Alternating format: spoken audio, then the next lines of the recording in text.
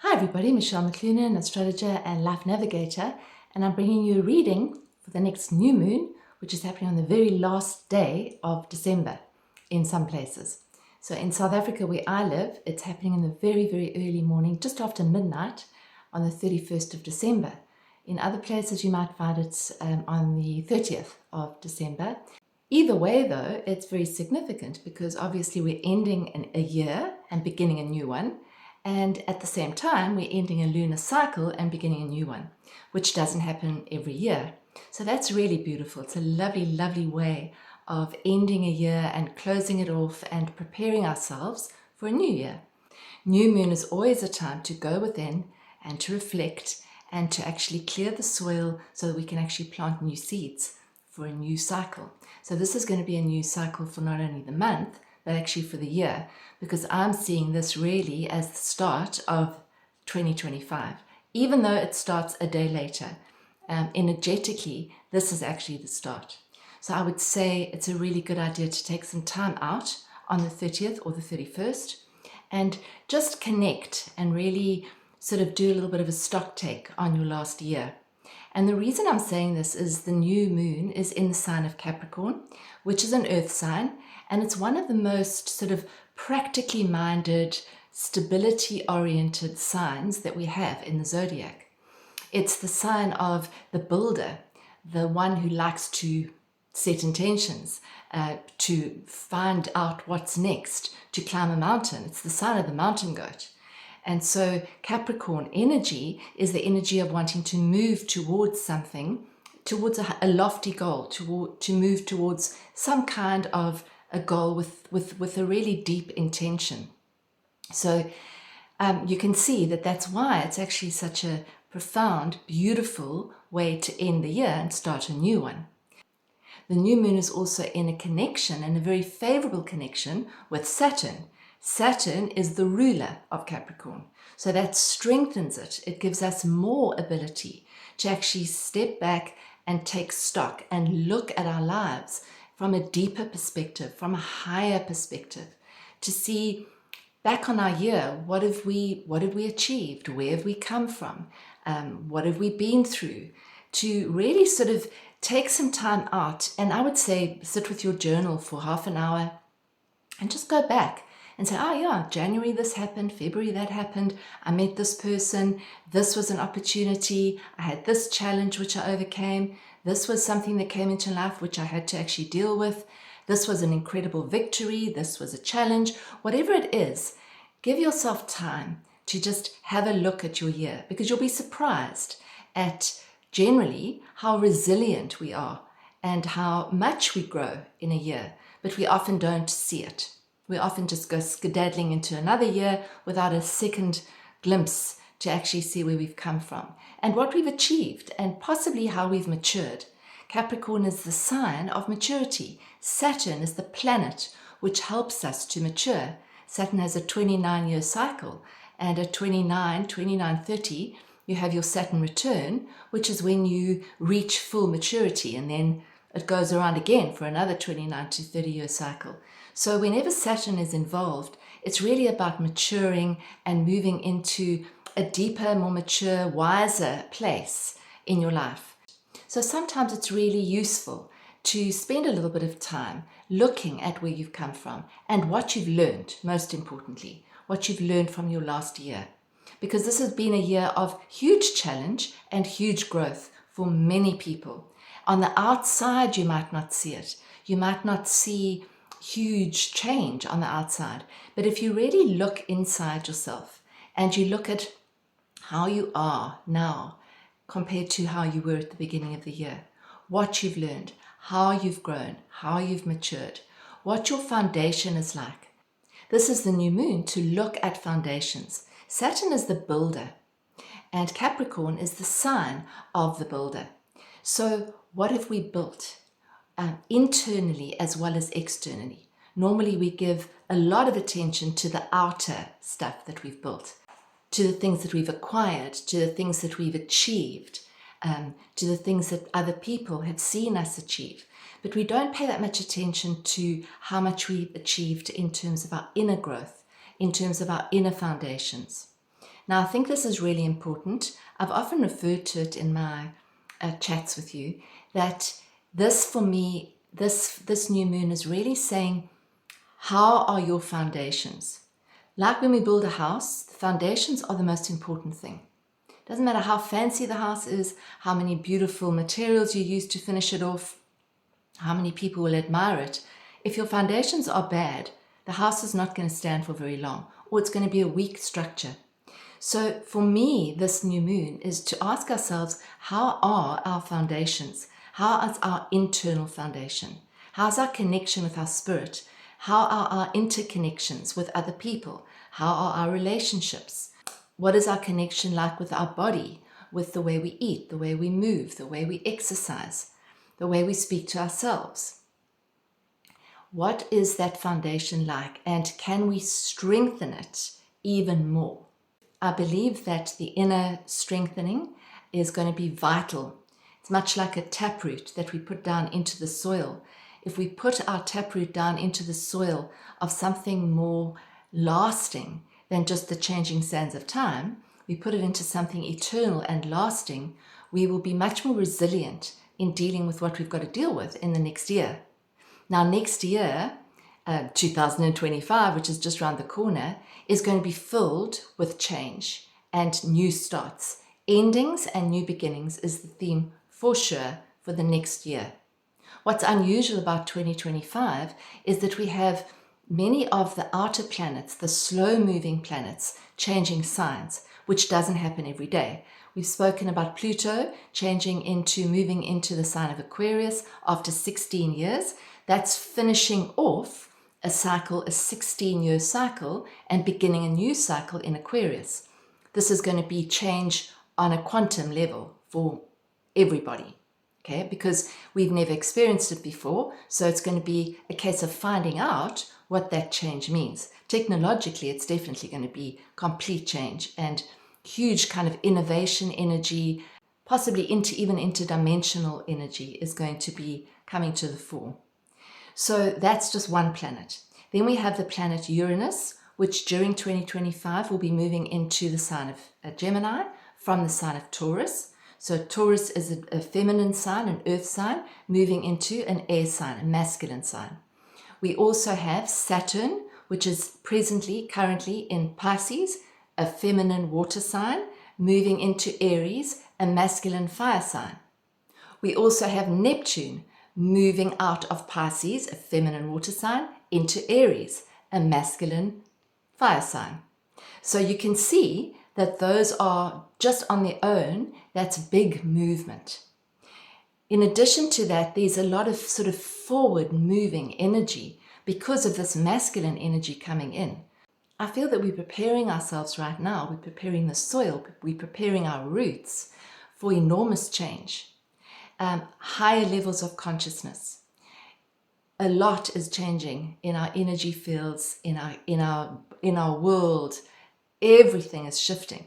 So we have to be fluid, we need to be flexible, but we need to actually be standing firm in our own center. I think that's incredibly vital actually at this time. More important than any outer goals that we could have. It's this inner center that's going to carry us through. In that inner center, we can actually have these beautiful intentions for the year, but as opposed to having outer intentions only, see if you can mix in. If there's an outer intention, how would that make you feel? So if you feel that you want a new job or a new partner, or you want to move to a new place, imagine how you would feel if that happened. And if you were to feel that on a daily basis, then you're actually magnetizing that thing outside in the world to you. So we need to be feeling what we would like to achieve, what we would like to intend, what we would like to manifest. We need to feel that on a daily basis. We need to be the change that we want to see in the world, which I often say as well. And this is a change from the head to the heart, from polarity to unity. Back to a unified sense of we're all together in this. We're not separate. And that's going to become more and more apparent over the next few years. There's huge change. Also huge change in 2026. It continues even though it's different calendar years, these big changes are continuing way into 2026. So this is a very strong, very beautiful way to end off the year. We do have still some slightly challenging energy around. We have Mars, which is retrograde, which means that possibly you don't have the momentum or the energy to actually move forward, which is perfectly natural with Mars retrograde.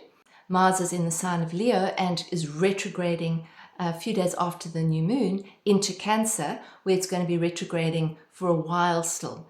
So if things aren't moving forward the way you would like them to, just know that it's preparation. You're preparing inside, even though the outside manifestation might not be appearing just yet. So Mars is opposite Pluto, which actually can also be rather inflammatory energy. The last time it happened exact was the 3rd of November, where there may have been tempers coming up, angry outbursts, volcanic kind of feelings inside, either internally in your own personal life or externally. We did see that in our world. So just be aware that on the 3rd of Jan, that's going to happen again. So it's building towards that. So just be aware of that and take even more deep breaths, especially if you're spending time with family where things can get ignited. Just see if you can actually take space and pull back and connect with what is real. A new moon is always a time to end a cycle and begin a new cycle. So this is also a very good opportunity just before the end of our calendar year to just stop and say, right, what am I releasing? What don't I need to carry? What don't I want to carry into the new year? Who do I need to forgive? What do I need to let go of? What do I need to shed so that I can actually start with a clean canvas next year and not lugging in the baggage from 2024. My partner John and I run a community called Inner Space, and in Inner Space for January, it's a monthly community where we meet twice a month for 2 90-minute calls, coaching calls, with a beautiful group of people. And in January, we're going to be looking at the year ahead. So we're going to be looking at these themes. What do we want to release? What do we want to keep? How are we wanting to move forward with inspired intention into the new year? We also have a Journey to Freedom course, which is our 13-week online journey coming up on the 6th of February. So you can see what that's all about in the description below. And you can join us for the first week for free, which is going to be called Vision 2025. So that'll help you also get your taproot going and actually consolidate your vision in terms of what you would like to take out into the world in 2025. So please have a look at the links below for those. I pulled a card and I pulled it out of this beautiful deck that we were gifted. It's called the Oracle of the Sacred Horse. It's magnificent. And the card that kind of fell out was the card Elder Mother. And the little saying behind it is between two worlds, which I found interesting. I also found it interesting that we got Elder Mother, because if you look at Capricorn, Capricorn is a feminine sign, and it's a mature feminine sign. And the Elder Mother appeared. So let's see what she has to say. Elder Mother, a benevolent old soul, gazes upon you with softness and light.